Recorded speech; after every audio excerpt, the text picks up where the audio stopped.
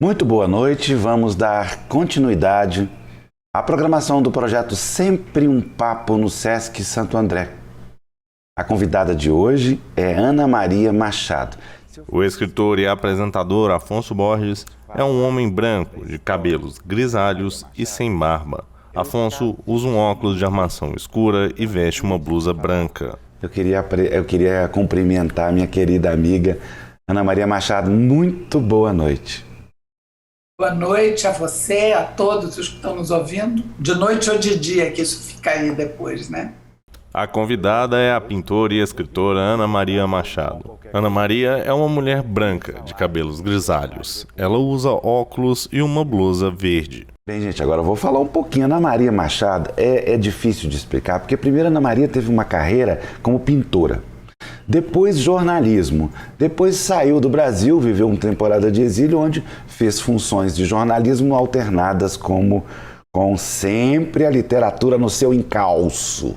E aí já são cerca de 120 livros, certamente não é nesse número, já passou, com 50 anos de trabalho contínuo, continuado em prol da literatura, não só em livros, mas também em atuação presencial e artigos e colunas. E se eu tivesse que eu andei estudando, tentando exemplificar aqui, tá vendo, né, Ana Maria? Você falou que tô tentando apresentar, mas é difícil. A Ana Maria tem uma trajetória fundamental no campo de literatura infantil e infanto-juvenil, é claro, é bom dizer, mas são livros de ensaios, livros de romances históricos, novelas. Tem crônica também, Ana? Não procurei no crônica, não encontrei. Tem crônica também? Eu não lembro, não. Não, crônica não. Crônica não. Acho que é o gênero mais difícil de todos. Tem que ser Humberto Werneck ou Rubem Braga para conseguir. Fechou, também acho. Crônica até pode ser até um bom assunto na nossa conversa, dada inclusive o crônica é um gênero que meio camaleônico, né? Salamandra, né? Ele vai lá e se mistura, finge que é uma coisa e é outra, né? E aí a boa crônica só os mestres sabem fazer. Bem, não acabei de apresentar não, mas a síntese da Ana Maria talvez seja a extensão de atuação da vida dela além literatura. Eu gosto muito de falar disso porque não só dizer que ela foi presidente da ABL também um tempo, que já é muito importante num tempo longo de academia sem mulheres, né? Como também a atuação no campo do jornalismo fez com que barreiras fossem vencidas e encaradas. E eu quero começar por aí. Ana Maria, conta pra gente quem que é a Carmen da Silva. Bom, você está me perguntando isso porque um pouquinho antes de a gente começar, a gente estávamos trocando umas ideias aqui sobre feminismo e as mulheres, as meninas hoje, como nós aprendemos com as nossas meninas, como eu aprendo sem parar, aprendi com filha, com neta, com as meninas novas em volta. E aí ele falou em saudade da Rosemarie Muralha, eu digo, eu tenho saudade até da Carmen da Silva, que é antes ainda, ou coisa. Carmen da Silva é difícil dizer, assim, foi uma jornalista extraordinária, pioneira, escrevia na revista Cláudia, e foi talvez a primeira, ou uma das primeiríssimas, nos anos 60 ainda, a levantar as questões femininas pela imprensa e foi muito importante para ajudar a fazer a cabeça, pelo menos da minha geração, muito, e de várias outras depois. Acho que ela teve um papel expansivo no movimento das mulheres, no movimento feminista, na implantação dos primeiros momentos de consciência, de luta, e que a gente ainda não imaginava que ia ser tão grande, tão extenso, tantos anos depois ainda tendo que batalhar tanto, mas ao mesmo tempo tendo conquistado tanto, né? Então acho que gostei dessa pioneira da Carmen da Silva, A Arte de Ser Mulher, que era a coluna que ela escrevia, que era Mas você, Marina, você citou Rose e tantas... A própria Marta Suplicy, né, em certo momento, Claro, também muito. foram tão importantes nesse processo de valorização, aliás, vamos falar a verdade, de revolução do papel da mulher na sociedade, né, Marina? Eu acho que talvez tenha sido a grande revolução da segunda metade do século XX. Foi das mulheres, mas ainda tem muito a fazer e falta muito. Ainda se conquistou muito, já se conquistou muito, mas ainda falta muito. Falta, mas esse ponto eu queria que você se alongasse, porque ontem eu fui ao Mineirão, depois de 3 anos sem ir lá, né, praticamente. E aí me lembrei das épocas em que a gente era completamente animal. Eu acho que animal até é uma comparação, o animal é mais legal. A gente era uma coisa absolutamente ignorante quando via uma mulher passar no Mineirão lá embaixo. As pessoas passavam a mão nela, xingavam, tinha aquela coisa até absurda, né? Quando eu me vejo hoje. E hoje, quando eu fui lá, eu vi 57 mil pessoas e em todo momento um absoluto respeito com a mulher. Um absoluto respeito. Eu observei isso. Parabéns aos mineiros. Por quê? Porque é simples. O Mineirão lotado, todo mundo cruza, por exemplo, eu estou aqui na cadeira, várias passam, não tem jeito de passar por outro lugar e tem a extensão de lá, né? E isso mudou mesmo. E isso é mérito do seu, digo assim, seu expandindo, né? Trabalho de atuação na comunicação e na literatura, você não acha? Eu acho que em grande parte mas eu acho que é meio inevitável. E, é um trabalho civilizatório, né? Tem que ser feito. A gente às vezes olha e diz, ainda falta tanto, que desanima.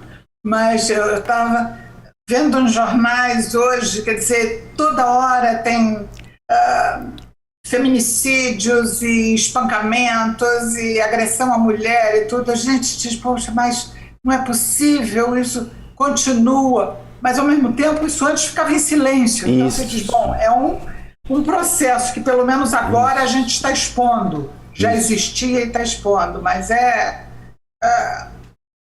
uma disfarçatez tão grande continuar, pessoas achando que podem verbalizar coisas, de dizer... Enfim, eu oscilo entre uma certa esperança de achar, não, a gente está melhorando e constatar isso, e uma certa animação, e ao mesmo tempo um desânimo de ver que não é possível, não sai do lugar, continua. Então, é difícil. Porque isso é verdade. O fato é que a gente se espanta com o que está acontecendo porque os números são absurdos mesmo. Aliás, nesse campo, se fizer um já é absurdo. Né? Vamos analisar bem claramente. Mas não são mais... Está no jornal e antes nem se sabia. Isso, não existe mais o silenciamento. Ou, se existe, é em medida menor, digamos assim, né? Claro que deve existir. Um filho que bate numa mãe, a mãe tem vergonha de contar, isso deve acontecer toda hora. Mas já não existe tanto silenciamento e isso é tarefa da educação, é tarefa da sua atuação, sim, senhora. Eu que estou falando, eu posso falar. Você não precisa ficar se autoelogiando, mas eu posso te elogiar. Pronto, acabei, falei. Aqui, puxando essa história da educação, eu queria dar voz, queria dar oportunidade para que você falasse uma coisa. Por exemplo, eu adoro os seus romances. Eu acho que você conseguiu estabelecer um patamar de diversidade, inclusive de gênero, né? Você pula de nunca você faz uma coisa igual a outra que você fez, né? E eu gostaria que você falasse sobre essa história de, mesmo tendo um papel fundamental no volume de livros e na história dos seus livros infantis, por que as pessoas ainda deixam, na minha opinião, tá? Você pode discordar. Eu acho que o seu romance, o seu papel de ficcionista ainda está um pouco abaixo da importância do seu trabalho na literatura infantil e juvenil. O que você acha disso? Eu acho que a minha geração, vamos dizer, que publicou livros, começou a publicar nos anos 70, livros infantis, coisas assim, o que nós tivemos tanto sucesso numérico e de acolhimento cálido do público e tudo isso, que nós ficamos reféns dessa imagem. Quer dizer, um artista como Ziraldo, por exemplo, que é tão multifacetado, que escreveu o romance, que é um artista visual, gráfico, da maior importância, acaba ficando também sendo o pai do menino maluquinho. Quer dizer, isso porque foi tão forte aquilo, né? A Marina Colasanti, que se falou nela há pouco aí, que tem uma obra também multifacetada e que acaba sendo muito a mulher dos contos de fadas, porque ela recriou os contos de fadas no nosso tempo. Quer dizer, nós ficamos reféns do sucesso na literatura infantil. Isso é verdade porque foi muito forte. Mas nós temos outras coisas também. No meu caso, eu acho que eu tenho paixão pela escrita, por escrever, pela linguagem, seja em que registro for, para adulto, para criança, na ficção ou no ensaio, no infanto-juvenil, digamos assim. O que me levou a escrever para criança e gostar muito, e gosto muito, e me dá muito prazer de escrever para criança ainda, não é, por exemplo, um compromisso com educação, nem com falar com as novas gerações especificamente, não é com destinatário, né? É muito com a linguagem, com a possibilidade de explorar uma linguagem brasileira, coloquial, falada, oral, familiar, fora dos moldes castiços, mas ao mesmo tempo respeitando a índole da língua. Enfim, tudo isso, e poder fazer com isso uma linguagem aparentemente simples e mais rasteira ou superficial, para ficar mais empobrecida vocabularmente, como muita gente acha que falar para usar essa linguagem, mas com isso fazer literatura de alta qualidade, ou buscar fazer essa literatura de alta qualidade. Então, esse desafio de usar essa linguagem brasileira desse modo, que era uma coisa que estava lá desde a semana de 22, de querer fazer pronomes escrevo brasileiro, essa coisa assim. Então, explorar isso, e muito perto de uma linguagem poética, porque a literatura infantil trabalha muito nisso, quer dizer, com a função poética da linguagem, isso me fascina. Mas isso não faz com que eu abandone a busca literária nos outros registros da linguagem, seja mais acadêmica, seja mais poética ficcional, por exemplo, nos romances para adultos. Então, eu me mexi nessas áreas todas, mas pelo sucesso no infantil, pelos prêmios internacionais que vieram no infantil muito marcados, né? Os meus prêmios de adulto foram sobretudo nacionais, foram exclusivamente nacionais. Então, eu acho que eu fiquei muito refém dessa imagem do infantil. Bem, mas eu não quero nem saber. Nós estamos aqui reunidos nesta live maravilhosa. Puxa vida, falando em live, né? Doido para encontrar você, Ana Maria, presencialmente, no auditório, gente, olhando pra gente. Vai voltar. Desde Araxá, uns 3 anos. Estamos aqui reunidos para falar sobre o livro de contos. Gente, contos! Afonso segura o livro Vestígios, de Ana Maria Machado. A capa mostra uma primeira imagem de pegadas na areia e uma segunda imagem de fotos e documentos empilhados sobre uma mesa. Estamos aqui para falar sobre Vestígios, o novo livro de contos da editora Alfaguara, da Ana Maria Machado. São 11 histórias que se entrelaçam, histórias que falam do cotidiano, histórias que, como a própria Ana Maria disse, aproximam a literatura de uma linguagem de altíssima qualidade, mas como se fosse uma história contada. Eu pediria que, por favor, Ana Maria se apresentasse o Vestígios, o lançamento virtual do momento. Olha, Vestígios para mim foi quase uma surpresa, porque eu nunca tinha pensado em publicar um livro de contos. Eu sempre achei que eu não sou contista, eu sou romancista. O meu forte na ficção é desenvolver climas, atmosferas, situações complexas que vão aos poucos se formando e se enredando. e que eu preciso de um tempo, de um espraiar dessa narrativa, desse ato de contar para desenvolver a história. Mas sempre, ao longo do tempo, de vez em quando, me vinha alguma coisa que era uma história que tinha que se resolver de uma forma mais curta, algumas com ênfase na atmosfera, outra com ênfase no acontecido, mas condensada. Então eu escrevia isso, mas nunca pensei em publicar, porque eu achava que, enfim, que eu era romancista, não era contista.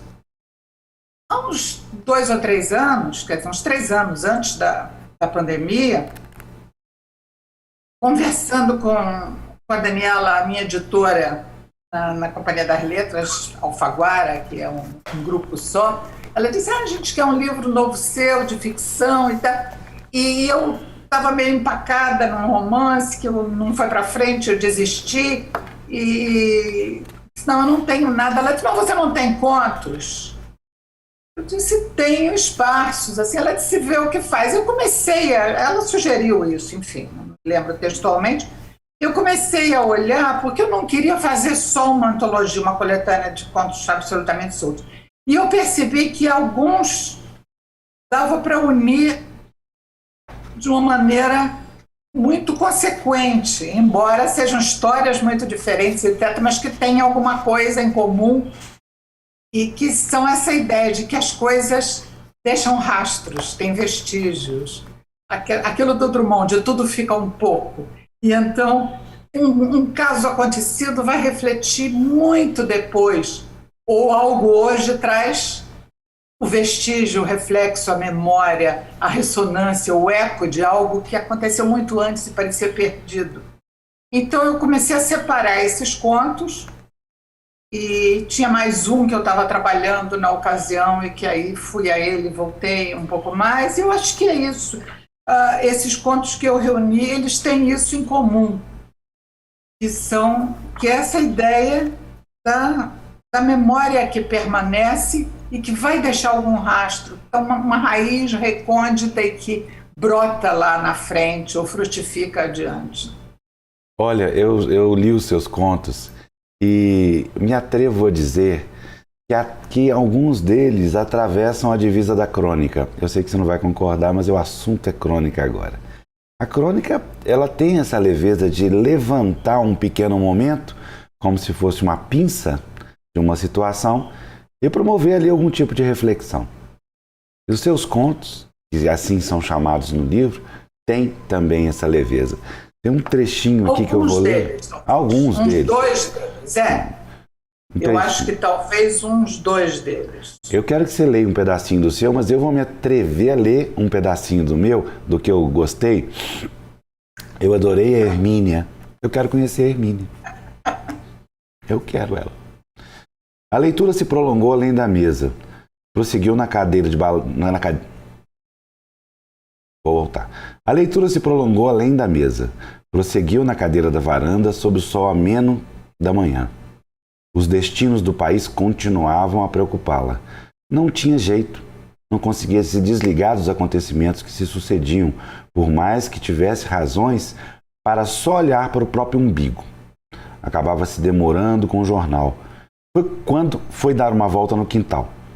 Sabia que era um privilégio ainda morar na mesma casa em que criara os filhos e acompanhara cada planta crescer. Não abria mão de aproveitá-la.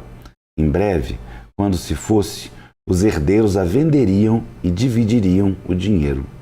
Talvez fosse essa a forma de ela ainda continuar a ampará-los. Deu para entender? Como você, em primeiro lugar, usou a difícil arte da tesoura, né? Isso aqui foi tesourado durante horas e horas para fazer anos. Fala da tesoura, pronto. Durante anos. Os meus originais sempre apresentam isso. Hoje em dia a gente trabalha no computador, não guarda o primeiro original, não vai vendo. Mas eu penso assim, no meu primeiro romance, que eu publiquei, Alice e Ulisses, a primeira versão tinha em torno de 250 laudas. Nesse tempo era com lauda, porque a gente fazia na máquina de escrever. A segunda versão tinha umas 180. E a terceira, que foi finalmente publicada, tinha em torno a 100. É a arte da tesoura, é isso, vamos cortando. Eu me lembro que no Alice e Ulisses tinha uma cena que tinha 2 páginas, e eu tirei as 2 páginas e substituí por uma imagem, que era um olhar de maçarico. No último romance que eu publiquei, Um Mapa Todo Seu, que é uma história do Joaquim Nabuco e da Eufrásia Teixeira Leite, quando eu fui trabalhando, eu tirei direto 5 capítulos e reescrevi inteiro depois de tirar esses 5 capítulos. E eu comentei isso com um amigo, o escritor, o Domício Proença, ele disse, como você tem coragem de cortar 5 capítulos? É isso que eu concordo com o Domício, eu pensei a mesma coisa. Eu disse, mas eu tinha que adensar esse livro, sabe? É uma coisa de dar o ponto, como a gente faz com geleia. Pode começar assim, parecendo uma coisa rala numa calda, e você vai apertando. Você tem 2 maneiras de adensar. Ou você bota açúcar demais e aquilo fica grosso, ou você deixa evaporar a água e vai dias, horas trabalhando naquilo, né? Então, é um pouco isso. Dar o ponto é cortar, é adensar. E esse conto, do qual você leu um trecho, Tratantes, ele surgiu primeiro há muitos anos. A minha filha pequena, devia ter uns 5 ou 6 anos, passava hidratante no pé da minha mãe, que estava muito doente já, com câncer e tudo, e ela dizia, vó, posso passar tratante no seu pé? Ela chamava hidratante de tratante. Então foi aí que isso começou. É um conto sobre a morte e em torno da palavra tratante. Esses tratantes que prometem e não vêm, prometem coisas e não fazem, e ao mesmo tempo tratar dos outros, e tratar do jardim, e tratar da vida de cada um, e tratar de si mesmo, né? Mas eu acho que tem, como vários outros contos nesse livro, e os que não entraram no livro, eles giram em torno de um poder deflagrador da palavra. Quer dizer, a palavra tratante vai fazer esse conto florescer e se expandir. Como os nomes dos pintores fazem, num outro conto, os nomes de pintores espanhóis fazem que outro conto floresça. Um outro, quer dizer, eu acho que o nome de uma boutique faz outro conto florescer, né? Eu acho que as palavras detonam certas coisas nesse conto. A estrutura dele, ela é unida por isso. Mas a memória, ela é fundamental nisso também. Você citou aí que esse conto você foi buscar lá atrás, né? Na tratante da sua filha. E eu fiquei sentindo o cheiro aqui da comida da Hermínia. Então essas coisas tem como base a velha memória, onde atuam as coisas que nem sempre são tangíveis, né? Exatamente. Tornam-se insensíveis à palma da mão, mas as coisas finas, muito mais que lindas, essas ficarão. Viva, acabei de fazer o Festival Literário de Itabira, você viu, né? Eu fui Itabira lá, contaminado aqui por Drummond. Aliás, eu sempre estive, só que agora estou mais um pouco. Mas eu queria que você falasse um pouco onde você busca. Você sonha com as correções e com as coisas que você tem que cortar? Você sonha com os personagens quando você está fazendo? São 2 perguntas muito diferentes. Sonhar com correção, com texto, não sei o que, nunca. À medida que eu vou trabalhando, que aquilo vai aparecendo. Eu leio em voz alta. Eu fiz rádio há muito tempo, então a sonoridade fica assim, eu digo, isso está demais, isso está ecoando, isso está faltando sílaba, isso está sobrando sílaba. Acho que tem um pouco a musicalidade. Repetindo palavras, sem querer, tem sempre uma palavra sem vergonha que entra no mesmo parágrafo. Quando você vê, a sem vergonha está lá. Mas com personagem talvez sonhe, porque sonho transfigura tanto, né? A gente sonha com uma coisa que é outra, quando você começa a pensar, diz, não, isso era um personagem, mas isso era alguém que eu conheci, isso era... Enfim, mas acho que no processo da escrita e do corte, são dois momentos diferentes. O momento da escrita em si é muito solto, acho que aquilo jorra muito, vem como vem, eu vou tocando para frente, não me importo com a forma como está sendo, não me preocupo com cortar, nem nada disso. Eu vou escrevendo muito num jogo. A metáfora que eu uso mais para esse momento da escrita, que é uma metáfora muito da menina praieira que eu sempre fui, é descer numa onda, tomar jacaré, fazer descer numa onda, o surf, depois com ou sem prancha, seja o que for. Você vai, aquilo te leva, aquela energia vai te sacudindo, pode te embolar, te machucar, te jogar no fundo, te deixar momentaneamente perdido, sem saber onde é, em cima, embaixo, qual é o horizonte, mas é uma energia, uma força que te leva. Ou se tivesse outra metáfora, é dançar numa música que você está ouvindo pela primeira vez, você vai adivinhando para onde vão os compassos. Mas depois tem um momento que é de trabalho. E aí, esse momento, que é depois, para mim, ele vem depois de um intervalo em que eu paro de conviver com aquele texto, volto a ele depois dele descansar, e aí eu vou trazer a consciência. Cortar, reler, trocar de lugar, substituir, ter cuidado com repetições. E mesmo assim, quando eu releio o livro publicado, eu digo, meu Deus, repeti aqui de novo. Fica essa coisa assim. E há coisas que escapam completamente à consciência, à atenção, que são misteriosas.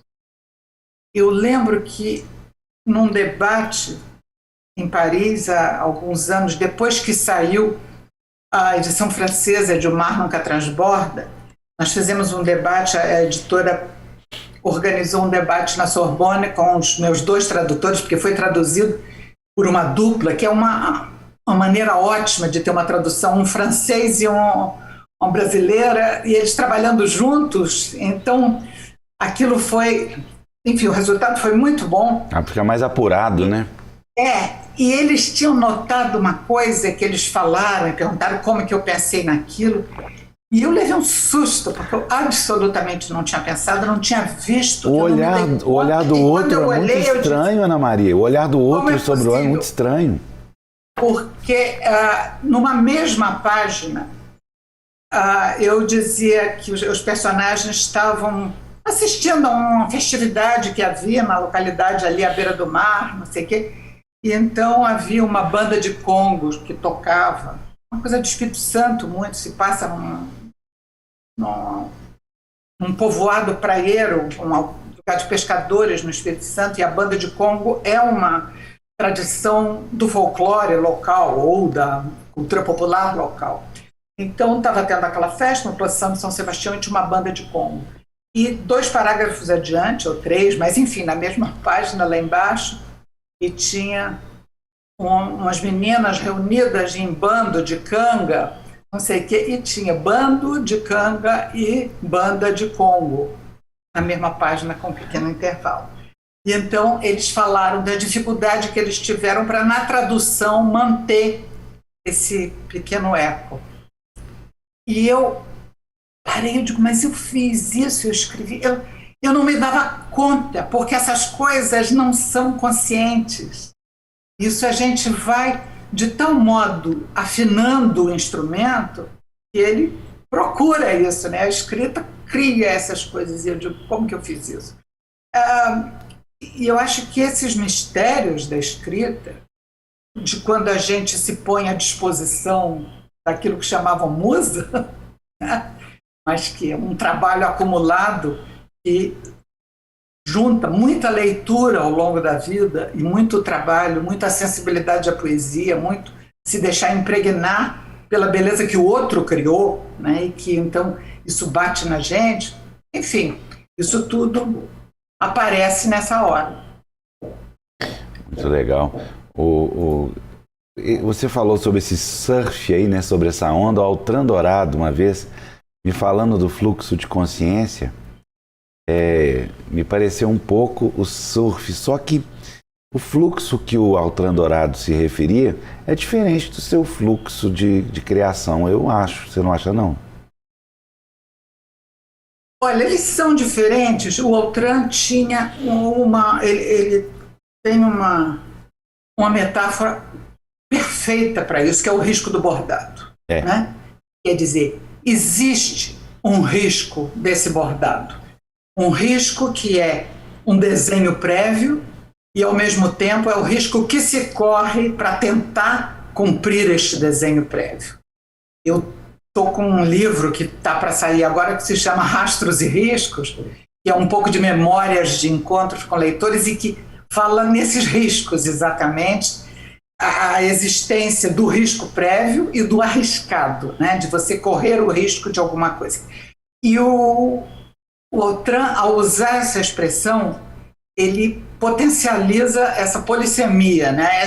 Essa possibilidade de mais de um sentido para a expressão, que eu acho maravilhosa. Ele tinha perfeita noção de que a gente tem uma estrutura inconsciente que sopra no ouvido como modelo e que a gente tem que se fazer muito humilde para perceber qual é e não querer interferir nela. Mas, ao mesmo tempo, exige botar rédea depois. Tem que ser compreensível. Tem que ser compreensível para o leitor. Sabe? Esse aqui é o problema do fluxo de consciência a que eu me referi. E tanto que você nem citou isso mesmo, sabendo que a descida da onda tem coisa parecida, né? Mas é um primeiro momento. O segundo momento é trabalhar em cima daquilo. O segundo momento é trabalho braçal. Em cima do texto, todo dia pegar aquela folha, aquela página, aquele parágrafo e trabalhar de novo. Ana Maria, uma pergunta ousada. Qual que é a sua turma? Vou explicar. De tanta leitura, de tantos amigos, de tantos parentescos de amizade, até de familiaridade, a gente acaba, no decorrer da vida, sabendo qual que é a turma da gente do ponto de vista literário. Qual que é a sua turma, Ana Maria? Eu não sei, assim, não sei te responder isso. Eu tenho os poetas, e eu acho que é o que eu mais leio e releio. Eu falei muito em Drummond, que é permanente, constante. Sempre, né? Mas eu estou, por exemplo, há uma semana andando de um lado para o outro na casa com Fernando Pessoa. Me veio o Fernando Pessoa de repente. Eu quis conferir um verso que eu sabia que era do Álvaro de Campos, mas eu não lembrava em que poema estava. Era aquele: tenho desejo forte, meu desejo, por ser forte, entra na substância do mundo. Ai, que lindo! Onde que está isso? Eu quero! Álvaro de Campos? Deixa comigo. Álvaro de Campos. Eu tenho um dicionário ambulante que chama... Eu associava isso a uma estação de trem. Por quê? Realmente é um poema, um dos últimos poemas da antologia dele, quando ele diz que ele ia à estação para despedir de alguém que ia partir num trem. E tá. Acho que no fundo ele está querendo que aquele trem se despedace pelo caminho. Tenho desejo forte, meu desejo, porque é forte, entra na substância do mundo. É quase rogando uma praga. É uma praga. Mas enfim, eu estou relendo muito a pessoa. Então, mas eu não posso dizer que é a minha turma, porque eu não escrevo poemas, ou escrevi muito poucos ao longo da vida, né? Então, mas eu tenho essa coisa assim dos poetas que são fortes e que, como eu sempre li muita poesia, eles me voltam muito, me sopram no ouvido o tempo todo. Poesia é assim. Poesia é assim. Mário Faustino, toda hora me vem uma frase, inferno, eu tenho uma coisa com Mário Faustino. Carlos Pena Filho. Outro Outro poeta. Assim. Então, tem isso, mas não sei se eu posso dizer que é minha turma, porque não é por aí. Eles são meus anjos da guarda, é diferente. Eu tenho autores que eu li, reli, gosto muito, autores de ficção. Pois é, no campo da ficção, você busca inspiração em alguns autores? Não é inspiração. Ou se referencia? Nem é isso. É desafio de pensar. É quem consegue me desafiar a pensar, a me pôr na pele dos outros, porque eu acho que é isso que a ficção faz pela gente. É o desafio da alteridade. Alteridade, concordo. É colocar, dizer assim, você é capaz de ser essa preceptora submissa lá na Jane Eyre, da Charlotte Brontë, e de repente, o que é isso? Entendeu? Você ficar com ódio, tem personagem que a gente tem vontade de pegar, entrar no livro para dar umas porradas e voltar, né? Por que ela se submete, por que ela se revolta, por que ela mente, por que ela... das diferentes coisas, né? Então, eu acho que essa questão da alteridade e de nos fazer pensar a alteridade é muito interessante. Mas eu não posso dizer que é minha turma. Não posso dizer que a minha turma vai da Jane Austen, passando por Philip Roth, para o, sei lá, Henry James, por cima das diferenças de tempo, de cultura, de tudo. Não é bem isso. Mas eu acho que tem umas que me deixaram, não me tocaram tanto, outros me tocaram mais.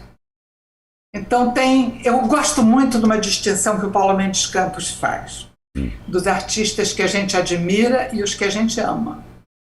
Então, assim, eu admiro Thomas Mann, mas eu amo, né? Aí, se eu amo Henry James, falei agora, são porque na releitura eles me fazem sentir em casa e o outro me dá só uma coisa intelectual. Eu digo, puxa, mas como ele é bom. Mas... E dos brasileiros, quem que você ama? Machado de Assis, obviamente. Claro. Pula Guimarães, pula Machado de Assis, pula eles. A gente ama Machado de Assis. E eu amo uns assim que saíram de moda completamente, tipo Érico Veríssimo. Eu amo Érico Veríssimo. Eu gosto de reler Érico Veríssimo. Tem essa coisa do entendimento do personagem. Ele está ali, ele humaniza, né? E os ambientes? Que ele cria? Os ambientes, exatamente. E isso falando de ficção. Eu amo Rubem Braga. Mas aí não é criação de personagem. Eu amo o que ele consegue fazer com a língua. Enfim, no momento eu estou muito interessada nesses atuais brasileiros, os contemporâneos. Eles fazem uma constelação em que um passa a bola para o outro, eles se completam, jogam, fazem... É um time, né? Então você tem Paulo Lins, o João Silvério, o Trevisan, e aí vai chegando mais perto, e você tem Paulo Scott, Daniel Galera, e Ana Maria Gonçalves. As moças também, Tatiana Salem Levi. Ana Maria Gonçalves, maravilha. Ana Maria Gonçalves, maravilhosa. Maravilha.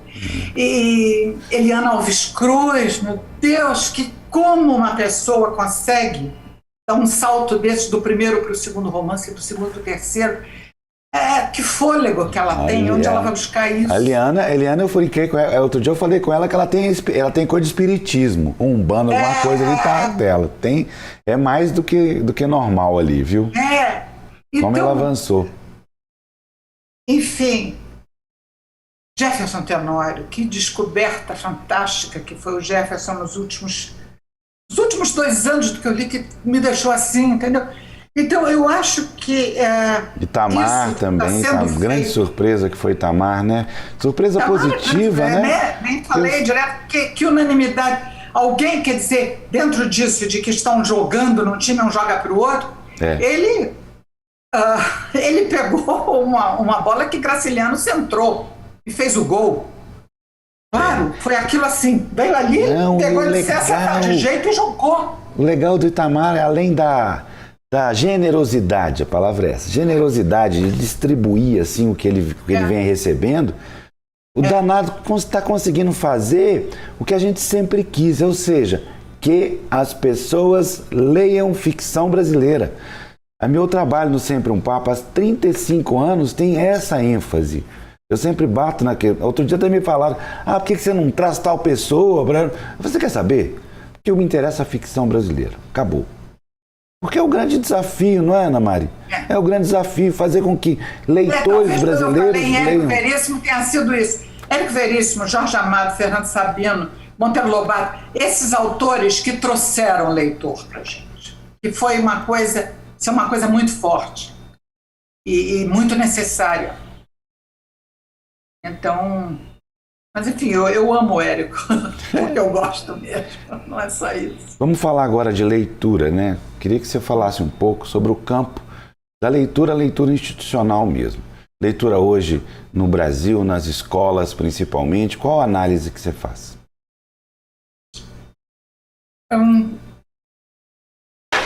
A primeira coisa é que é no Brasil, então a gente tem que ver dentro do quadro social brasileiro, social, socioeconômico, cultural, etc. É uma leitura que precisou de apoio governamental, de planos de leitura, de políticas de leitura e que foram se aprimorando ao longo do tempo até serem interrompidas. Mas elas vêm numa linha de vários projetos muito interessantes, desde a gestão do Paulo Renato no Ministério da Educação até os tempos mais, enfim, até o governo Dilma, quando isso depois foi interrompido, mas vieram vários projetos, uma série de projetos federais, estaduais, municipais e muitos da iniciativa privada. Então, isso a gente tem que pôr nesse quadro para entender um pouco. E tem que entender também que, sendo uma leitura, em grande parte, mediada pelas escolas, elas se apoiam muito na leitura do professor.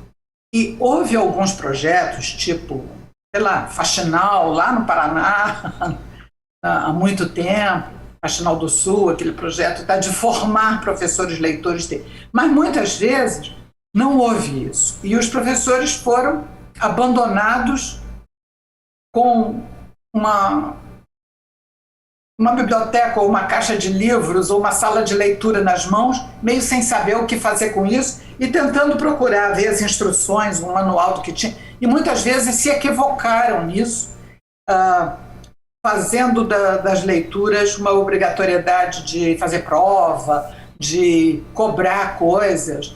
Eu vi uma vez numa conversa com professores que eu fui, uma novela juvenil que eu tinha escrito, que colocava questões sérias, enfim, dava para discutir muita coisa, e a primeira pergunta que uma professora me fez foi quantos personagens do livro tinha. Quer dizer, é uma coisa que não sabe nem por onde vai começar. E eu perguntei por que ela queria saber isso, para fazer uma dramatização com os meus alunos, entendeu? Então, essa mediação escolar é complicada se o professor não leu, se o professor não lê. E muitas vezes o professor não leu, não é por culpa dele, porque na formação dele como professor, ele não teve contato com literatura. No máximo, exigiram que ele lesse obras teóricas. Ele é capaz de falar em Vygotsky e uma série de pedagogos, mas nunca leu Érico Veríssimo, nem Fernando Sabino, nem Graciliano Ramos, por exemplo, para não falar de Machado de Assis. Mas acha que tem que ler Machado de Assis, então obriga a ler Memórias Póstumas e vai fazer perguntas que os alunos não têm maturidade nem condição de responder, nem o professor tem. Então, se coloca uma questão de o que é o clássico na escola, o que é... Quer dizer, as questões são muito mais complexas e passam pelo convívio do professor com literatura. Eu ouvi algumas experiências de escolas há alguns anos que tinham uma prateleira de livros que podia ser levada de empréstimo na sala de professores, e o resultado dos alunos era melhor nessas escolas, porque os professores formados, já adultos, liam e eventualmente conversavam. Sem o professor ler é muito difícil. E muitas vezes Esse professor é o primeiro da família dele que conseguiu ter estudo. Então ele vem de uma casa que podia valorizar o estudo como algo distante ou a leitura como algo recomendável, mas que não tinha intimidade com o livro. Não tem hábito de frequentar a biblioteca, até porque a biblioteca fecha sábado, domingo e de noite, que é a hora que o trabalhador tem livre para ir. Então, uma série de coisas que são distorcidas e que é muito mais complexo do que dar uma receitinha ou fazer um comentário en passant sobre literatura e colégio. Eu queria fazer uma observação. Eu sou do tempo, quando comecei a fazer o Sempre um Papo, onde os meus convidados e convidadas chegavam, como Leonardo Boff, Beto e tantos outros, você, e falava assim: Afonso, que horas que a gente vai para a universidade? Não era quando, não. Era que horas. Era obrigatório e até certo ponto normal você chegar numa cidade e fazer uma palestra, ou complementar, ou conversar, ou ser convidado para ir numa universidade. Em algum momento da vida brasileira ali, principalmente pela década de 90, acabou isso. Eu tenho uma versão meio maldosa que diz que o seguinte: no momento em que a universidade começou a pontuar na elevação de carreira os artigos e as leituras e essa coisa toda do professor, que foi obrigado a fazer, o professor parou de ler. Gostaria de ouvir sua opinião. Pode ser. Eu não tinha pensado isso assim, mas é bem possível. Só que isso aí, quer dizer, você está falando das 2 últimas décadas, é exatamente o momento em que eu parei de frequentar ou ter muito contato com a universidade. Eu não posso falar de uma coisa que eu não conheço. Mas eu acho que faz sentido isso que você diz. É uma hipótese bem plausível. Não, mas você parou de frequentar, Ana Maria, porque todo mundo parou. Chega a ponto de receber informações ridículas, assim. O autor hoje pergunta, ou há 10 anos perguntava, eu falava assim: não sei. Como eu não posso falar não sei, eu estou promovendo o evento, entendeu? Eu tenho que ter essa comunicação com a universidade até por dever de ofício. E não sei.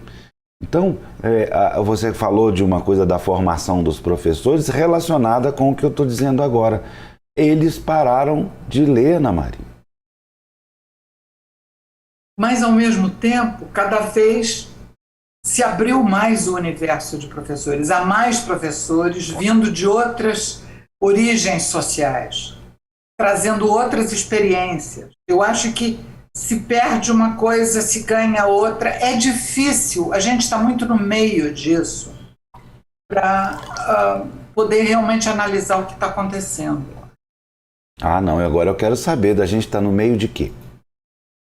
De uma mudança de quem é o professor brasileiro. Nós temos mais professores.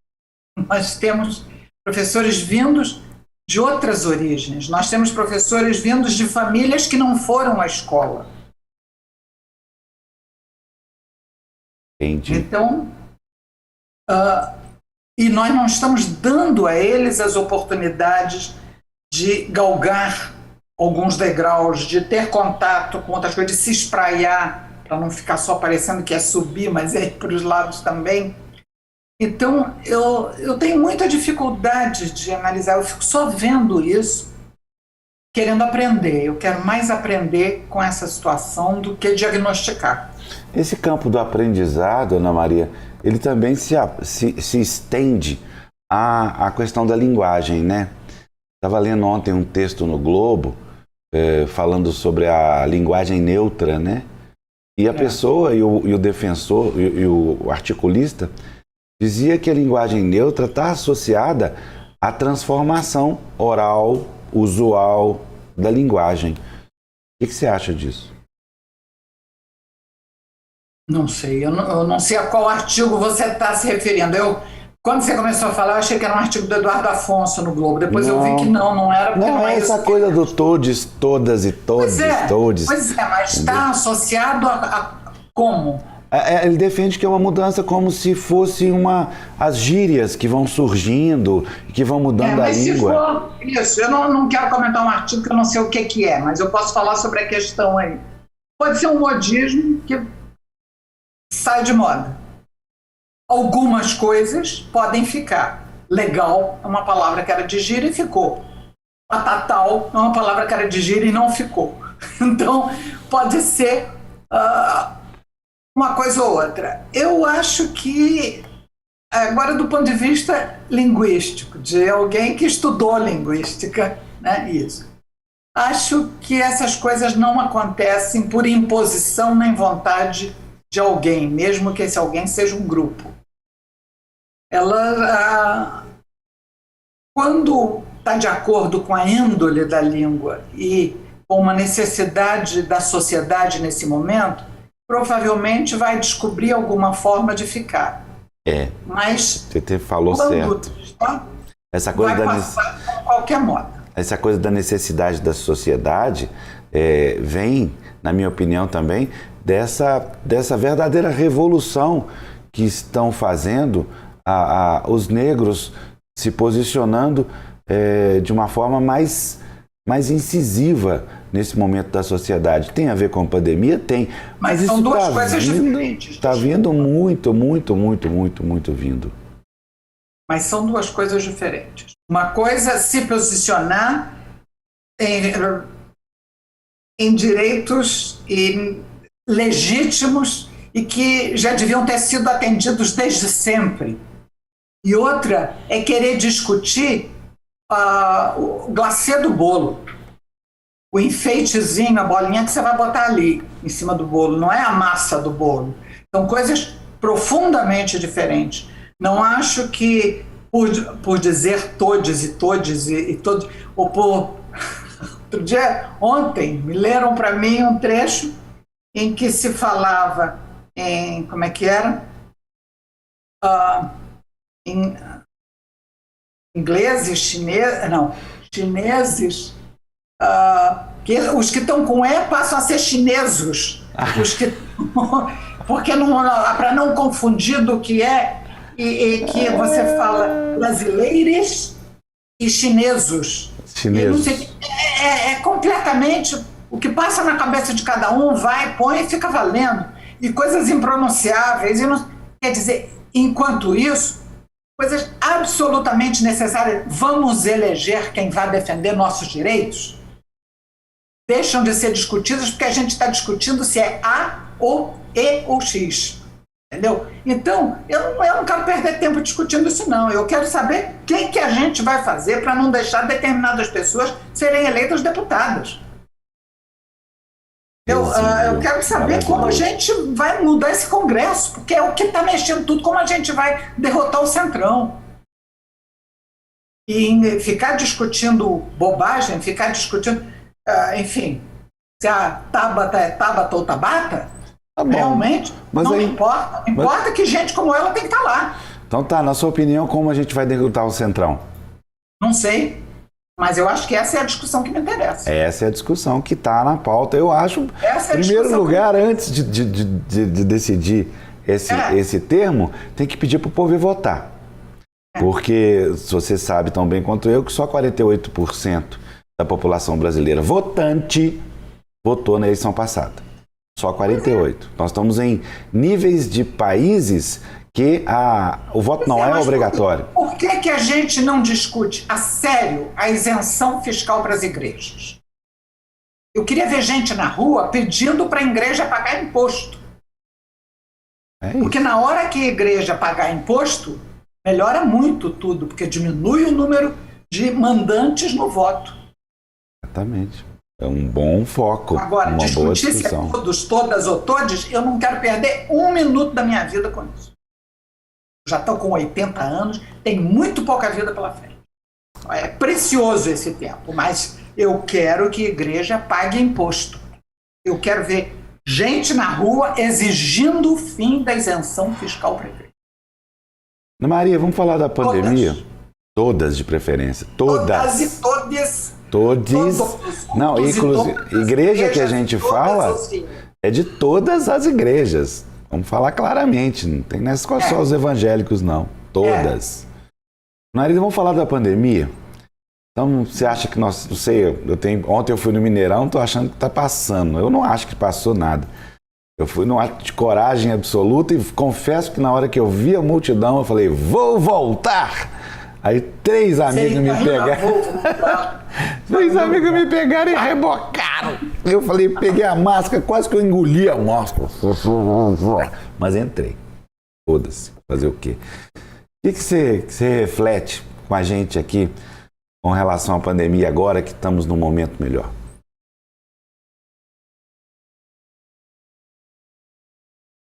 Ai, nem sei. Bem, você leu mais, leu menos, escreveu mais, escreveu menos? Eu não tenho uma reflexão conjunta, mas acho, por exemplo, que o fato de, apesar de tudo, apesar deles, apesar dele, apesar de tudo, o fato da população estar indo se vacinar e estar buscando vacina e exigindo vacina é uma resposta brasileira incrível. Do povo, da sabedoria popular, que de repente acordou e viu, epa, podem estar dizendo tudo isso, mas eu quero, ó, meu braço está aqui. Vacininha no braço, vacininha no braço. Como as pessoas vão fazer questão de filmar, fotografar, aquele primeiro momento em que vai virar jacaré, vai ficar não sei o que e tudo, cadê? Sumiu.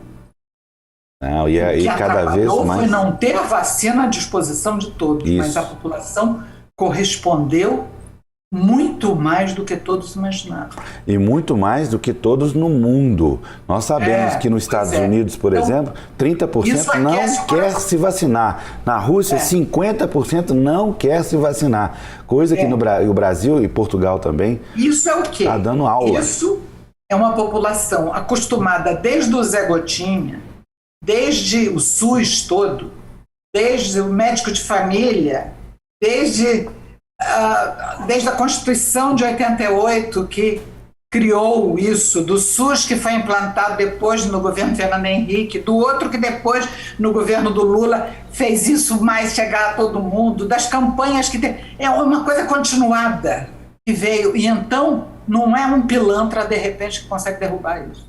Exatamente. Essa reflexão é legal. Mas em matéria de livro, nós estamos agora... Ana Maria, com uma boa notícia, né, de que o mercado editorial está retomando com força. Eu acho, a impressão por enquanto, né, porque essas coisas podem ser efêmeras, de que as pessoas leram mais durante a pandemia. Eu acho também, mas eu tenho sempre muita desconfiança de números episódicos mais coletivas, assim, sem a gente saber. É uma impressão que a gente tem, mas pode ser que sejam as pessoas em volta da gente. Eu tenho uma tristeza muito grande das livrarias que fecharam. Então, eu chorei por várias e procurei prestigiar várias delas de várias maneiras, isoladamente, né, na minha... enfim, eu não sei... essa coisa da impressão de que leram mais, eu não sei. Eu li muito do que tinha em casa, por exemplo, depois do pouco do que consegui encomendar de livraria sempre. Eu gosto de livraria, eu não compro livro na Amazon nem em outros, porque eu gosto de folhear, escolher e tal, eu não gosto só de pedir e ver chegar, mas eu respeito quem faz isso. Mas eu gosto de a livraria escolher. E o fechamento de livrarias me machuca especialmente. Eu tenho muita tristeza com isso. E isso é um fenômeno não só brasileiro, isso está acontecendo em toda parte. Então, isso, as pequenas livrarias, sobretudo, eu tenho muita pena disso. Cada vez que abre uma, eu fico toda feliz, escrevo, quando posso, digo, oh, bem-vindo, vá, força, vai em frente, manda e-mail, entendeu?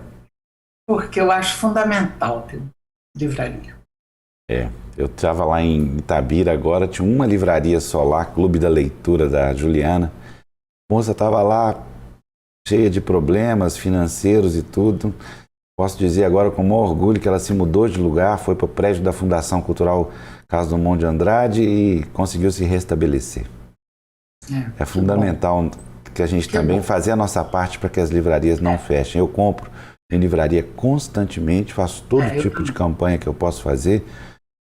Lamento a dicotomia Amazon ou livrarias físicas, que deveria haver uma forma, até jurídica mesmo, de auxílio às eu livrarias. acho fundamental existirem coisas como a Amazon.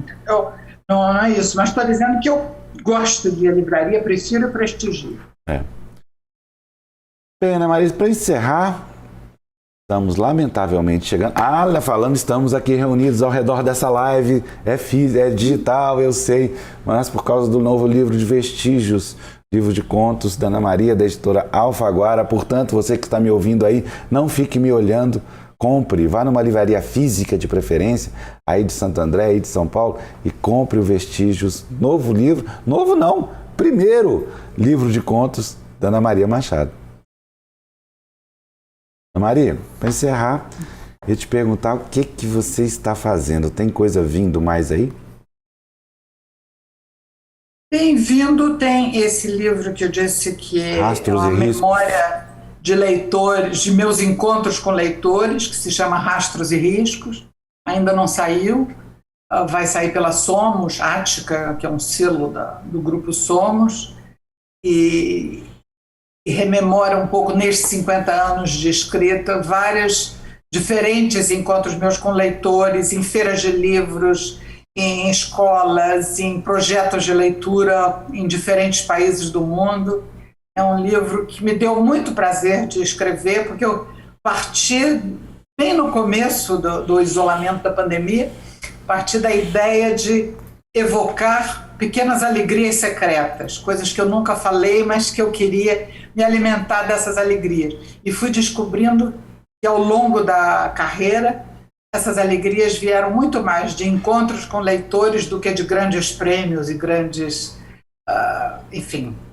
grandes consagrações. Então, eu fui evocando esses encontros e acabou dando um livro que ficou muito simpático e que está para sair. Eu acho que eles vão lançar em dezembro, que é para o meu aniversário de 80 anos, e vem aí. Rastros e Riscos. Ana Maria, eu sei que se você não quiser publicar um livro de poemas, mas me manda um de vez em quando, uns 2 ou 3 para eu ler, porque agora eu fiquei roxo de curiosidade quando você falou que já escreveu poemas.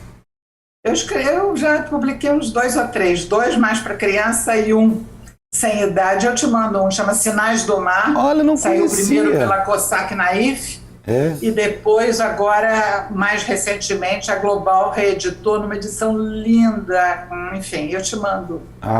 Não sabia, agora fiquei descoberto, maravilhoso. Também, Ana Maria, eu acho qual gênero que você já não escreveu? Deixa eu pensar aqui. Crítica de cinema, você não escreveu? Não escrevi. Tá vendo? Descobri um gênero. Gente, muito obrigado, vocês que nos assistiram, essa delícia de conversa com a Ana Maria Machado. Ana Maria, muito obrigado pela sua generosidade de estar aqui dividindo tanta sabedoria, tanto conhecimento conosco, viu? Muito obrigado. Estou aqui feliz e emocionado. Obrigada pelo papo sempre.